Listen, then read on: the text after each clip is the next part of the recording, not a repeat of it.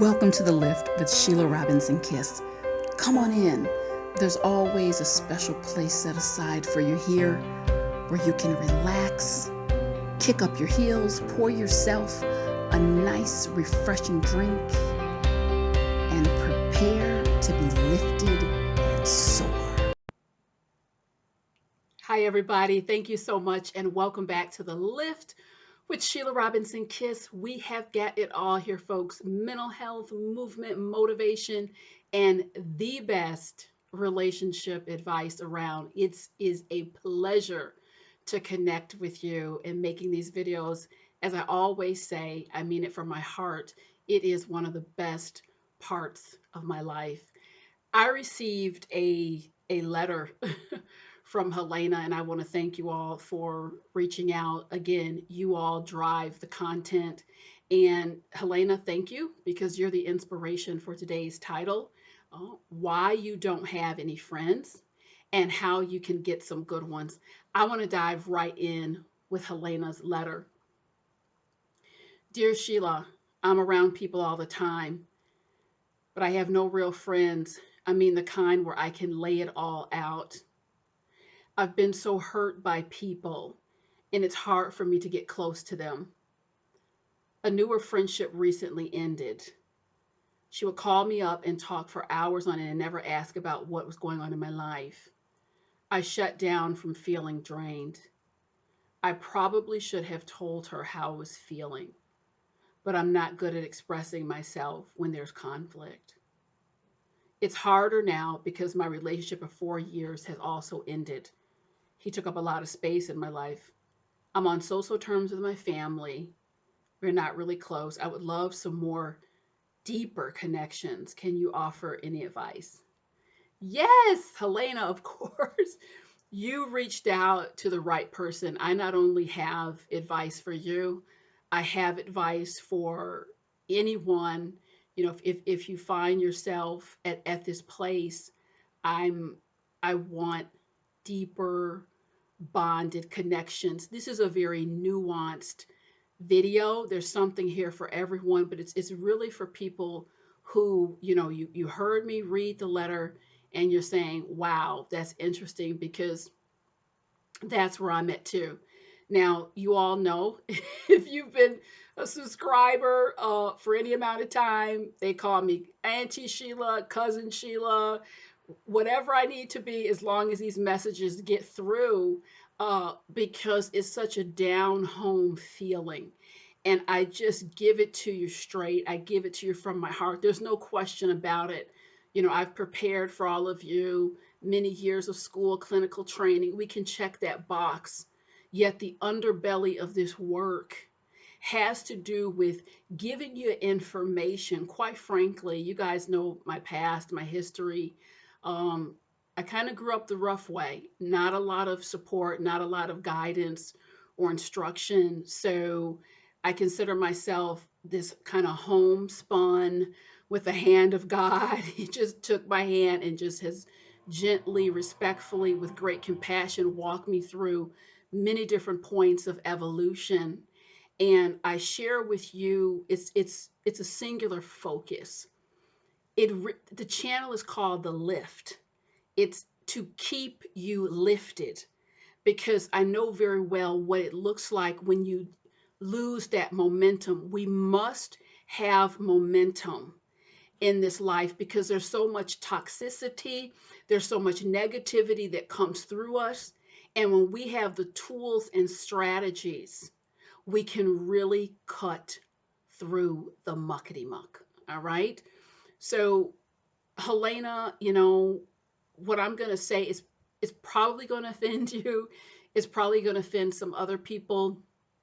My heart is in the right place. And I would just say, hear me out because I just don't want to have the kind of channel where you're dancing around the issues. You all know very well what I'm trying to do here. It's not like just shock jock and provocative and shocking. There's a lot of people they're doing stuff like, what are you talking about? You're shocking, you're provocative, but where's the hearty, meaty, rich content? So that's really what this is about. It's not even an emphasis on me, the focus is on supporting all of you. So, having said that, I will say this. Um, Helena, the first thing I want you to understand, in order to have a those deeper level connections, warm, you stop for them, they stop for you, you check in, you enjoy one another, those kind of friendships. In order to have that, you have to be that. In order to have a friend, you have to be a friend. I am not saying you're a bad person by any stretch of the imagination. What I'm saying is you had noted it in your letter, and I didn't even read the whole thing. You said you've been hurt. So let's start there. Hurt people are very inwardly focused. Hurt people are, there's a lot of time that can go into licking wounds and healing. I'm not even prepared to say that time isn't functional and necessary. What I'm saying is it doesn't leave a lot of time to cultivate and share and give and love and stay connected with those potential friends, or the friends that you've had, or you mentioned a friendship was recently lost. So we're going to need to have an honest conversation, because you asked what's going on with me and the friendships. Okay. So, most of you who've read my books or you've watched the channel for any length of time, you know my philosophy of relationships and people getting into your life and moving closer to you or creating more distance. So, in a nutshell, I view it as, consider your life as a house, okay? And the treasure of you and your friendship as a house. So there are people who they're only going to get as close as the front porch. Great. That's as far as they get, though. It's friendly. How are you? Neighborly. Hello, but it stays at the front porch. And there's people, it goes a little bit step further. Those are the people who get into the parlor, if you will, kind of the sun porch. And you sit and have a soda or some juice or tea. And it's not quite like they're outside. It's a little bit warmer connection. You're just comfortable bringing them into the sun porch. Then there's folks on level 3 who they actually get inside the house, and they're at the table, that you're sitting at the living room, we're breaking bread. It's just lovely. Okay. And then for that fourth level, that's what I call the inner sanctum. That's where they're going. It's kind of, they have full access to much of the house. They make their way into their family room. You might even have these people in your home if you're not there. It's just that level of trust. They're in that inner sanctum. And I will tell you, I want to go further and just and share with you 3 principles, Helena, that I want you to think about, because it sounds like, you said I'm in a place where I want some deeper level connections. Sounds great to me. Relationships are really the spice of life. And I don't make this video and share this message coming at you like a woman. Oh, I'm good. I've got all my relationships figured out. I'm perfect. I've never made any mistakes. It's quite the contrary. I've had a number of stumbles and debacles in the relationship area. And the good news is I've taken it all in. I've asked the hand of God for a higher level of transformation, and to use all of that to fuel my wisdom moving forward, to support me in supporting other people. So, yes, missteps and mistakes, but that is why what I'm about to say to you, having put in uh, corrections, having applied this whole body of work in the area of relationships, the hand of God touching that, clinical research, what I'm saying to you, this is this will get you there, okay? So the first principle I want you to think about is the principle of personal mental health, being healthy inside of yourself. And what do I mean by that? It's not a good idea to be out here, whether it's a friendship you're looking for, or whether you're trying to forge an intimate or romantic relationship, if you yourself are not healthy, you are not going to attract that which is healthy. This is why, Helena, one of the things I'm asking you to do, you said right now, people with trust issues, you have trust issues. You don't trust anyone. And by its very nature, forging a friendship, maintaining a friendship requires a level of vulnerability. If you're really going to enjoy it and not have heart palpitations through the whole time, you're literally trusting someone. You're saying, you know what, I'm pulling you in, or you kind of making your way. I'm checking things out. But once they've passed the smell test, if someone is in your inner sanctum, you basically said, I trust you with a level of respect and decorum. I'm vulnerable. You may know things about me. I'm sharing things. I'm laying that all out because I want to enjoy this friendship. I want to be a good friend. You've matched some kind of expectations. That requires vulnerability. And when you don't, when you're battling trust issues and conflict within yourself, what you're going to do, you're going to meet people, you're going to block it. It's literally going to be blocked because you're going to find ways to be suspicious about people. You know, I've lived this. If you wrote my book, excuse me, if you read my book, They're Not Coming, it's now on audible.com. Please do check it out.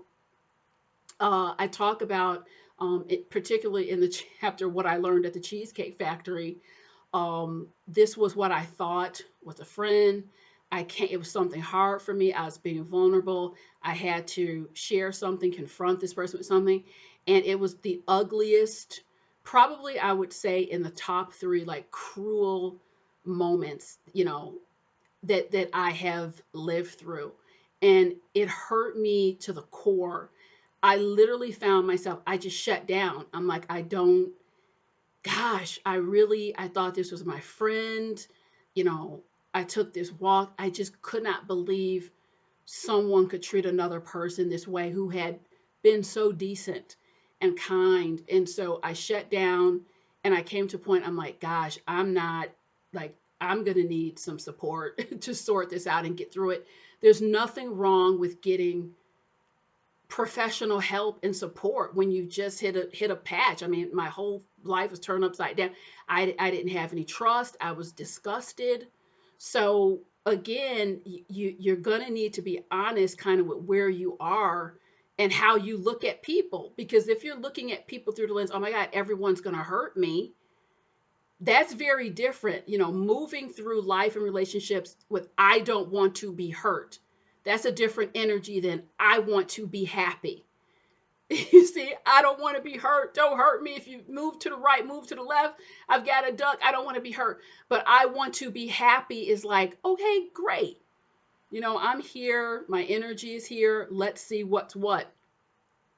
So, what I'm saying to you, Helena, you're going to need to reach out to someone and unpack this. I'm not making a video that promotes, befriending everyone. I mean, let's use common sense out here. We have to use, some common sense and strategy here, which brings me into principle number 2, which has to do with pace and reciprocity. Pace is something I wish I understood contextually inside of relationships earlier, because I've seen potential friendships or dating relationships. I've seen them blow up because it went too fast. And that's happened to me a couple times too. It's pacing has to do with giving yourself enough time to kind of look at the lay of the land, figure out, what kind of personality you're dealing with, and to the analogy of the house, figure out where their placement is going to be. You might have someone who's out in your front yard for months or years, or on the sun porch for months of years, and it takes just that much time for them to make their way, let's say, into that inner sanctum, because you're being cool about it. Let me just see. And that's a good thing. That's really a good thing, because again, you want time to figure out. It's a hellified situation when you pull someone from the front porch into the inner sanctum at lightning speed, and then they're in the inner sanctum, and you realize, holy smacks, what have I done here? This is definitely not. And then how do I get them out of my inner sanctum? So if there's a lot of carnage, I had a woman to reach out to me. She was like, Sheila, I was finishing up my graduate studies. I met someone in one of my classes. I thought this was a really cool person. She fell on hard times. I invited her to stay with me in my parents' flat. And literally, she was reaching out in devastation. I did not know who I was dealing with.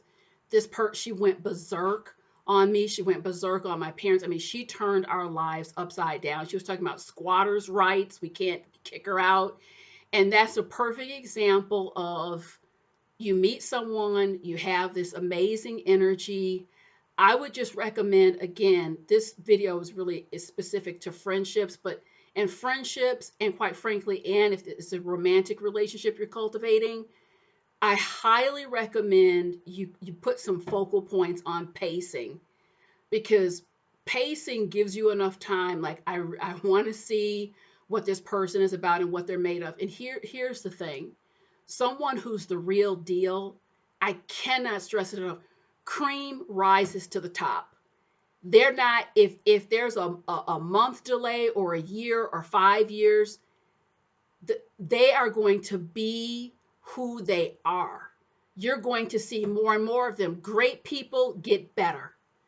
You know what? You meet a rotten apple, it gets more rotten to the core.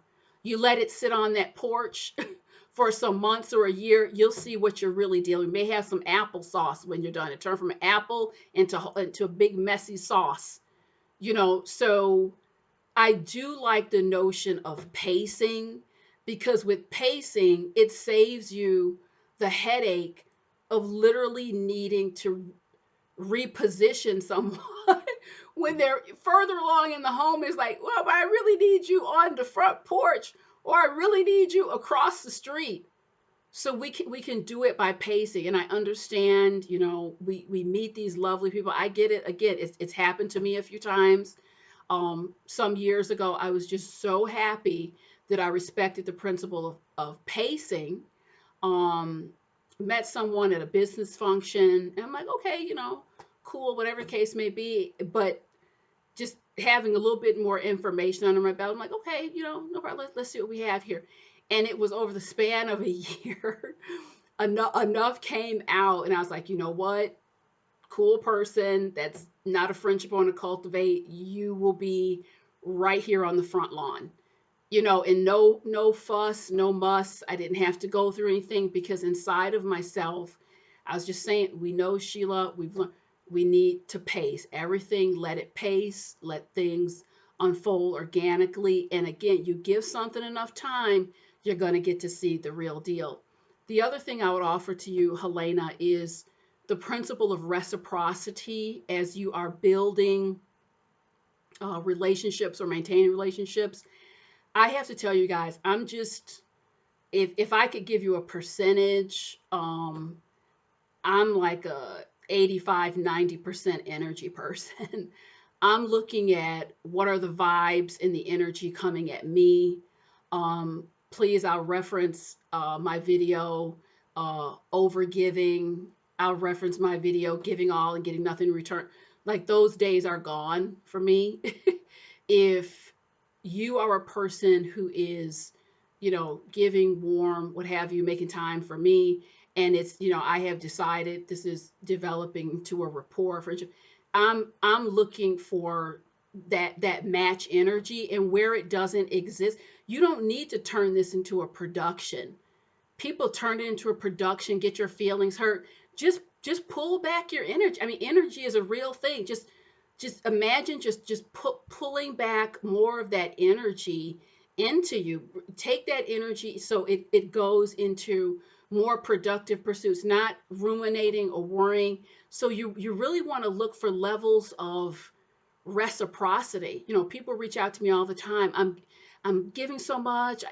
I've been a great friend. I've been listening. I'll give the shirt off my back, and XYZ happened, or this person does nothing. Well, then, we need to put on our big girl and big boy underpants here. It's really The question is, someone needs to say it. That who's telling you to do that? That was a game that I was playing too. I played all these little games and hiccups, hang-ups, whatever the case may be. That wasn't friendship. That was me working through really childhood emotional challenges. It was a pattern feeling. Let me jump through hoops. Let me give. Let me give. Let me give. And it just you got to be able to step back and say, what the heck's going on here? Look objectively. What am I putting out? We could just make it simple. What am I putting out? What am I getting back?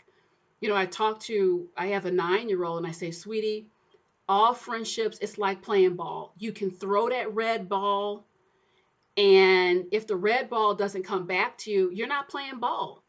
You're not playing ball. You throw that ball, being nice, being sweet. If that doesn't come back to you, we're not playing ball. And I give her and share these principles with her. I break it down to age appropriate. I'm sharing with her in a way she can understand, but I want her to grow up knowing you don't need to run after, to chase, to try to prove yourself and flipping about and flailing. No, no, ma'am. Pay attention to what is happening and what kind of energy is coming back to you. And oftentimes that really sets the tone and tempo. And I want to say something else. Again, it's a nuanced message. I had someone that sent a note to me. They're like, Sheila, I find adult relationships so hard because people are so busy. Listen, I'm a busy person as well. We all have stuff going on. That said, at the end of the day, people make time and push time around for what they want to make time for. They push time around for priorities. And you're going to have to understand, coming into levels of maturity, you're just not always going to be everyone's priority, and vice versa. And they're not going to be your priority. And if you're at a place where you need just to be someone's priority, whether that's a friend or you're pursuing a romantic interest, whatever the case may be, then I can just tell you right now, priority status, at least in my life, is earned. Priority status is earned. I don't That just not something people are giving like nuggets. That's something that has to be cultivated. And if you're constantly feeling that longing, what I suggest, you make yourself a priority. You need to start working with yourself and healing with yourself so you can understand how we're set up out here today. I mean, I could talk about, the days of old, when the families, everyone was across the block. What I'm doing here with this body of work, I'm dealing in reality. And reality, I'm sharing with you, particularly if you're further along in life and you're looking to develop relationship, you need to give people space, time, and flexibility. You really do. It's kind of how things are configured. And quite frankly, if someone is so damn busy, maybe that's just not a friendship or relationship you need to pursue. If you can't just say, well, there's all kind of friends. You're the kind of friend I'm going to see once a year.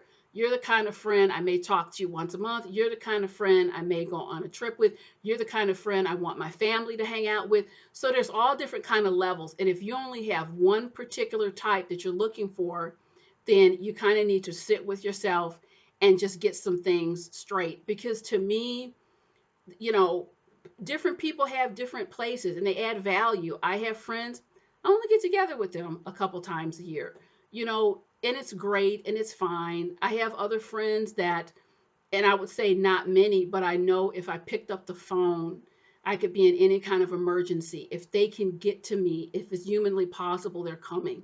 Those kind of friends are few and far between, but I enjoy all of the friendships because they all have their place. And the biggest lesson I've learned, don't try to make someone what they're not. Allow people to be in your life as they're meant to be, not as you want them to be. Do you know what I mean? There's some people, they're just meant to be kind of a casual, how you doing? And if you try to force capacity, force them into you having this capacity for you, they just don't, either they don't have it or they're not inclined to have it. It's just going to blow up. I know what I'm talking about. I've been on the giving and the receiving end of every single example that I'm sharing with you. The third principle that I really want you to adhere to is the principle of self respect.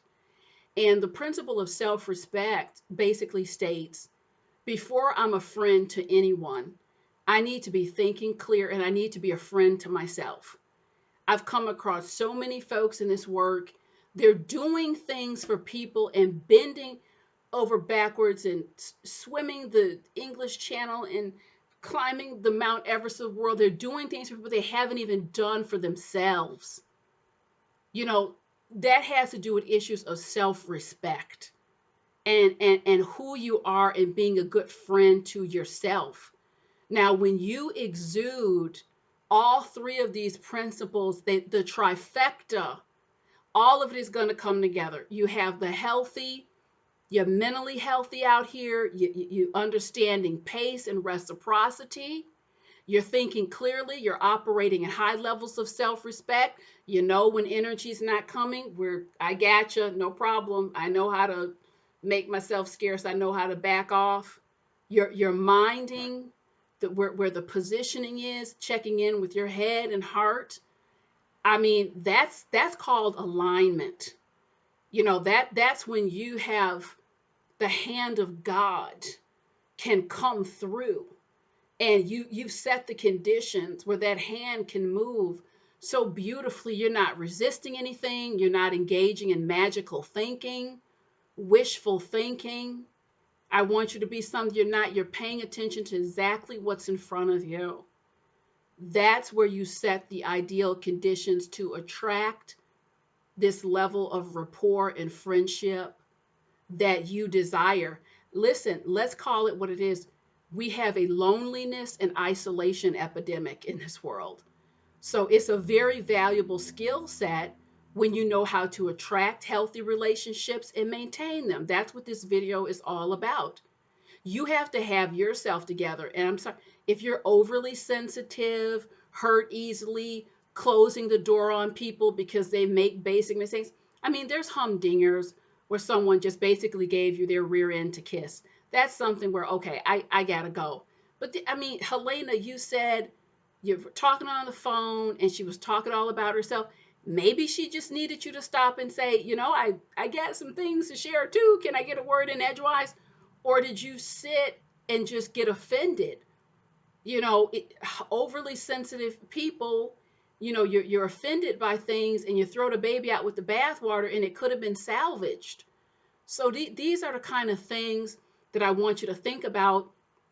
And lastly, to bring it all together, we all have these hopes and wishes and dreams for the energy and the people we want to present in our lives. Why don't we stop looking for that so much and be that? As Amanda Gorman would say, find the courage to be the light. Be that which you crave. Become that, and you will attract that. I'm a living witness. This is not something where I said, "Oh, let me just roll the dice and see what I'm going to share with the people today." No, no, sir, no, ma'am. I've lived it. These principles have proven to be exceeded my wildest expectation on the product and what we can produce when we become that which we desire. So it's a lot to think about. I kind of went right between the eye today, but we got to do that. That's what this channel is all about, with love, with warmth, respect, and compassion.